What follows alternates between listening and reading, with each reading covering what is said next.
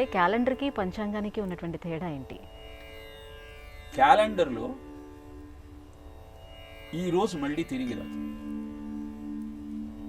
పంచాంగంలో మళ్ళీ ఆ కాలం తిరిగి వస్తుంది.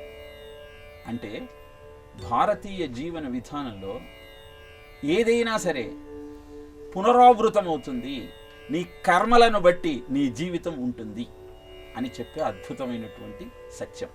నెలకి ఎన్ని రోజులు అంటే ఏం చెప్తారు మీరు? నెలకి ఎన్ని రోజులు? 30 అబద్ధం చెప్పడం లేదా? 30 అంటే 31 కదా. సరే ఒప్పుకుంటా, 30 31 అది అబద్ధమేగా. ఫిబ్రవరిలో 28 రోజులేగా, అది కూడా ఒప్పుకుంటాను. 4 సంవత్సరాలకు ఒకసారి అది 29 అంటున్నారే మీరు. అంటే ఒక నిర్దిష్టమైన ప్రామాణికమైనటువంటి మానము లేనిది తమ ఆలోచన కొద్దీ తమ అవసరం కొద్దీ ఏర్పాటు చేసుకున్నది క్యాలెండర్ అయితే, తిథి వార నక్షత్ర యోగ కరణములనే 5 అంగములతో తిథిశ్చ శ్రియమాప్నోతి వారాత్ ఆయుర్ధవర్ధమం నక్షత్రాత్ హరతే పాపం యోగాత్ రోగ నివారణం కరణాత్ కార్యసిద్ధస్తు అని 5 అంగముల ద్వారా తిథి అంటే ఆ పరమాత్మ స్వరూపం, జనార్దన స్వరూపం. వారము అంటే ఒక్కొక్క వారానికి ఒక్కొక్క దేవుడు, ఒక్క దేవతా స్వరూపాన్ని, సోమవారం చంద్రుడు, మంగళవారం కుజుడు, ఇలా ఈ దేవతలంతా ఆ తిథి చుట్టూ ప్రదక్షిణ చేస్తారు.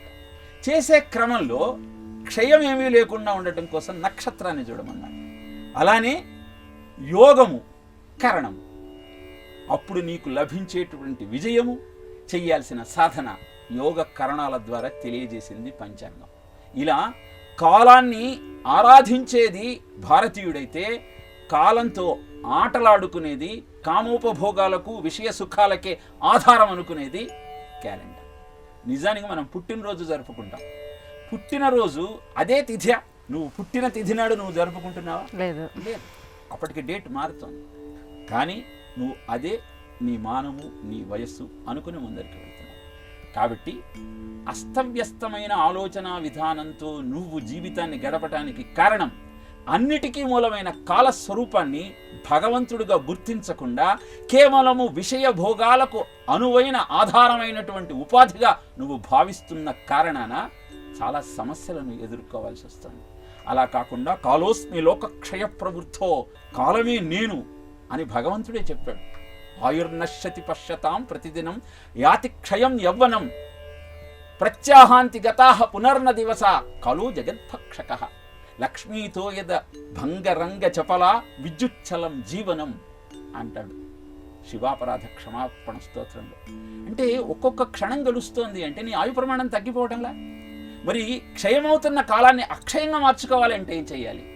మళ్ళీ పుట్టుక లేకుండా జీవితాన్ని అద్భుతంగా మార్చుకోవాలంటే ఏం చేయాలి? నిజానికి మానవ జన్మ అంటే అర్థం ఏమిటో తెలుసండి? మా అంటే వద్దు, నవ అంటే కొత్త, జన్మ అంటే పుట్టుక. మానవ జన్మ అనేది మళ్ళీ పుట్టుక లేకుండా చేసుకునే అద్భుతమైనటువంటి సాధనం.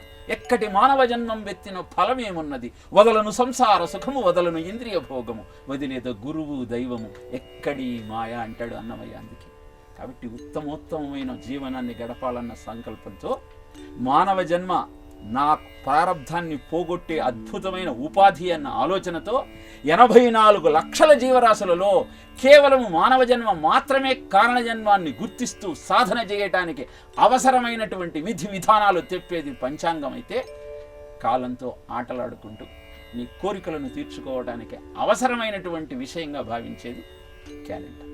అదే పంచాంగానికి క్యాలెండర్కి